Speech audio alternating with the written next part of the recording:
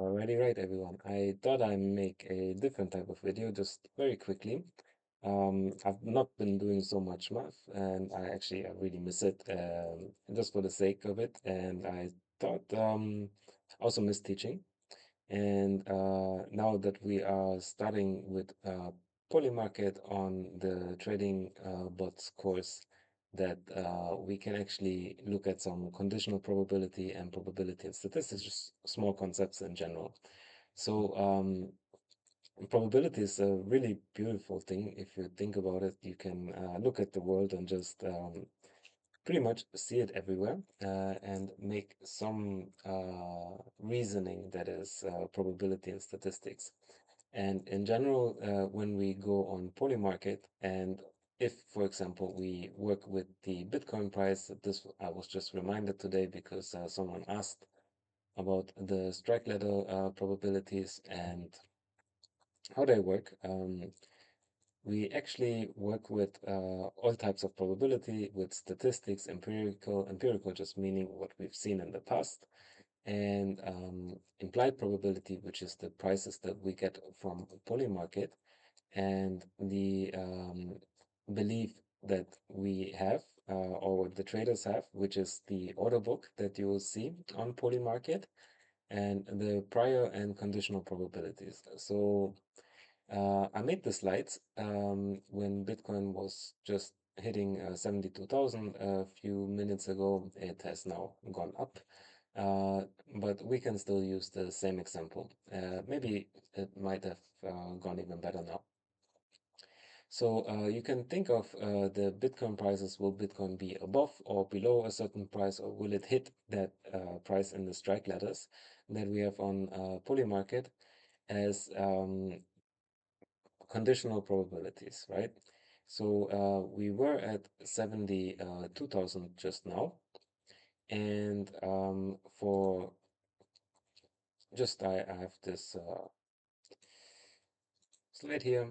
We were at 72,000 just now. And if we wanted to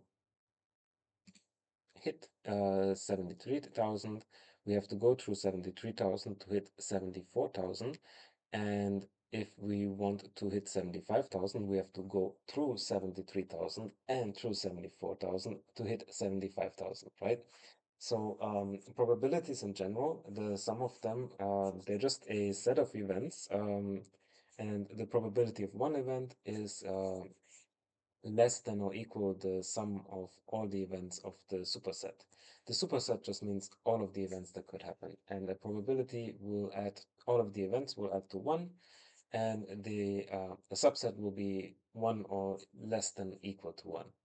And that is maybe a little bit important for you to remember, because if you multiply two numbers that are less than 1 by one another, you get another number that is going to be smaller than the original number, because you take a fraction of another number.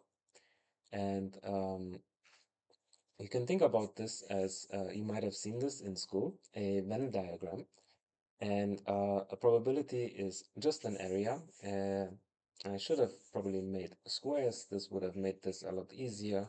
But you can think of the area of the circle to be something of less than or equal to 1, depending on how we define the radius. And that the probability that Bitcoin will have hit 74,000 is going to be less than the probability that it will be 73,000, and the probability that it will go to 75,000 is going to be less than 74,000, 73,000, and it will be within the area of both of them, right? And if you might remember the formula of a conditional probability is the joint probability, the probability that both of the events happen, divided by the event that has happened already. But because this is a complete subset, it means that 74,000, from our perspective of 72,000, cannot happen without going through 73,000. We can actually simplify this ratio by just saying that 75,000 given 74,000 is the probability of 75,000 divided by 74,000, right? Because we just take the total area of 74,000 that we have over here, and the probability, and it has happened, so the probability that 74,000, given that 74,000 has happened, is now 1. So we resize the, mentally resize the size of the area of the circle to 1. So we can look at this in the chain rule that you might remember. So now, of course, this has happened already, but the probability that you will hit 75,000, that is again the probability that, one moment, that we will go through 74,000 to 73,000 and then hit 75,000, right? So we should multiply this by the probability that 73,000 times the probability of 74,000, given that we are at 73,000, and then the probability of 75,000, given that we were at 74,000. And this is just the chain rule that you might have seen in your probability book. And the reasoning through that is very simple, and it's actually very beautiful because you can see it here on the strike ladder very easily. And Polymarket does visualize this for you. So we have to go through here to get there. We have to get to 74,000 to get to 76,000.